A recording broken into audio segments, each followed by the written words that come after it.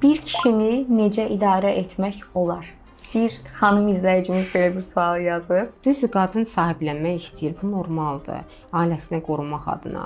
Bu normal bir şeydir. Amma niyə etdirmək, niyə buradan bir məcburiyyət var? Sən əgər o qadın gücündən istifadə edə bilsən, misal üçün təmkinin gücü, səbrin gücü, yerində söz demək, zamanında söz demək. Belə bir video vardı, mən də elə bir video paylaşmışam. Deyirlər ki, münasibətləri müzakirə etmək lazımdır. Əgər nəsə xoşuna gəlmədisə, müzakirə etməlisən. Əslində müzakirə etmək lazımdır. Amma bunu sən hər dəfə etməli deyilsən. Niyə? Sən çünki hər dəfə danışsan, hər dəfə o emosiyaları buna göstərsən, bunlar adiləşəcək.